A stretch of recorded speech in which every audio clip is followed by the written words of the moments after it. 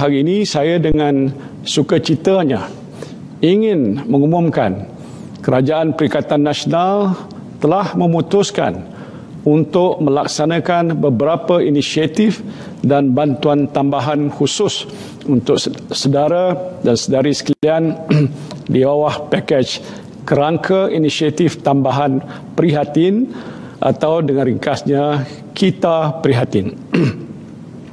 Pakej ini mensasarkan kelompok-kelompok berikut, iaitu A, golongan B40, B40 yang berkeluarga dan bujang. B, golongan M40 yang berkeluarga dan bujang. C ialah golongan pekerja negara dalam pelbagai bidang, dan D, golongan peniaga mikro dalam pelbagai bidang. Meskipun terdapat tanda-tanda pemulihan dalam pasaran kerja, kerajaan amat memahami akan kesukaran yang dihadapi oleh majikan dan pekerja dalam fasa pemulihan ekonomi. Dalam pakej prihatin dan prihatin PKS tambahan, kerajaan telah pun menyediakan sejumlah 15.3 bilion ringgit bagi membiayai program subsidi upah atau wage subsidy kepada sehingga 3.3 juta orang pekerja.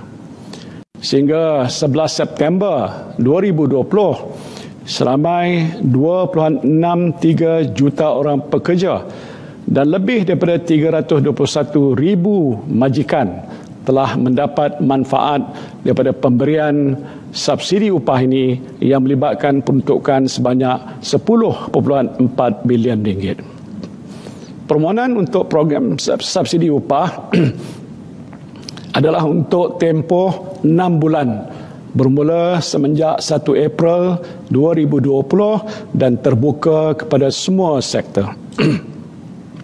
Semasa Perintah Kawalan Pergerakan, kerajaan telah pun memperkenalkan program subsidi upah yang antara lain menyediakan bantuan bagi majikan tanpa mensyaratkan kehilangan hasil bagi syarikat kecil. Dengan peralihan pada pelaksanaan Perintah Kawalan Pergerakan Pemulihan, kebanyakan syarikat dapat beroperasi semula dan berniaga dengan giat. Permohonan untuk program subsidi upah akan berakhir pada 30 September 2020. Namun demikian, kerajaan memahami dan prihatin terhadap majikan dan pekerja dalam sektor-sektor tertentu yang masih terjejas seperti sektor pelancongan. Maka dengan itu, kerajaan akan memperkenalkan program subsidi upah 2.0 bagi membantu syarikat yang masih terjejas. Ciri-ciri utama program ini ialah: pertama, subsidi upah diberi kepada majikan yang masih terjejas, iaitu syarikat yang sejak PKPP masih menghadapi pengurangan hasil sekurang-kurangnya 30% berbanding tahun lepas. Kedua, subsidi upah diberi sehingga 3 bulan pada kadar RM600 sebulan untuk setiap pekerja sehingga maksimum 200 pekerja. Dan ketiga, permohonan dibuka dari 1 Oktober sehingga 31 Disember 2020. Saya juga telah menerima pelbagai maklum balas berhubung program subsidi upah. Antaranya daripada mereka yang tidak layak menerima program subsidi upah kerana tidak menepati syarat kelayakan berdaftar dengan Perkeso sebelum 1 April 2020. Dan bagi memastikan golongan ini juga tidak tertinggal, program subsidi upah 2.0 akan dibuka untuk syarikat yang berdaftar dengan Perkeso sehingga 31 Ogos 2020. Dan bagi permohonan baru yang tidak pernah menerima bantuan di bawah program subsidi upah, mereka akan layak menerima subsidi upah sehingga 6 bulan. Pelaksanaan program subsidi upah 2.0 ini dijangka memanfaatkan 1.3 juta pekerja dan melibatkan peruntukan sebanyak 2.4 bilion ringgit. Kepada golongan peniaga mikro di bawah pakej prihatin PKS tambahan, kerajaan telah pun menyediakan geran khas prihatin atau GKP khusus untuk membantu mereka meringankan beban keuangan akibat penularan wabak COVID-19.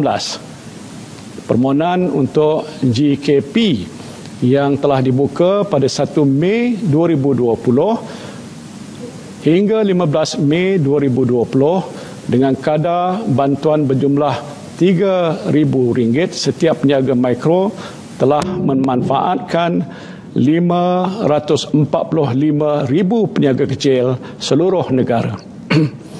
Untuk tujuan ini, kerajaan membuat penyaluran sebanyak 1.63 bilion ringgit. Semasa turun ke Padang dan bergaul dengan usahawan di peringkat akar umbi, saya menerima rungutan bahawa ada yang tidak menerima bantuan tersebut kerana tidak sempat untuk membuat permohonan.